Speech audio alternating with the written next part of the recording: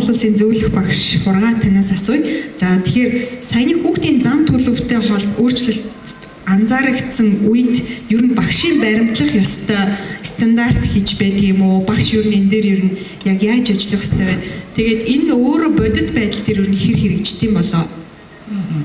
За тэгэхээр та бүхэндээ энэ өдрийн мэндийг хүргэе. За хүүхдэд гарах одоо энэ өөрчлөлтийг бол багш хамгийн түрүүнд мэдэрч явах хэрэгтэй. За яа тэгэхээр багшийн зүгээс бол ерөөс анги дүүрэн хараа гэдэг бол хамгийн чухал байдаг. Хүүхдийг өглөө одоо өдөрч байд юм уу хичээлд ирэхэд багш бол нүгээр нь уншиж явах хэрэгтэй. Энэ хүүхд маань өнөөдөр одоо сэтгэл зүйн үед ямар өөрчлөлттэй ирж үү, айлсгүй бол ямар баяр баясгалантай ирж гэнэ үү тийм ээ. Тэр болгоныг багш одоо олж хараад тэрийг тохирсон одоо байдлаар тухайн хүүхдийн сэтгэл зүй жолоодж явах хэрэгтэй. Энэ бол хамгийн чухал. Би ер нь залуу багш нартай ч гэсэн энийг бол байнга цагт. Ер нь багш хүн одоо алсын хараатай явж хүүхд болгоныхоо нүдийг уншдаг байгаа чи хичээлд ороод ирэх болгонд нь ямар сэтгэл зүйн өөрчлөлттэй байна тэрийг одоо харж чаддаг байгаа чи гэдэг цагт. Энэ бол ер нь хамгийн чухал гэж боддог.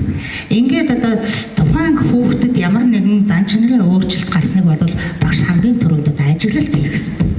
Энэ бол хамгийн чухал алхам. Дараагийн алхам нь бол ганцаарчлсан ярилцлага. Ганцаарчлсан ярилцлага бол ер нь бол өдөр болгон л байнга л явагддаг л да багш нарын.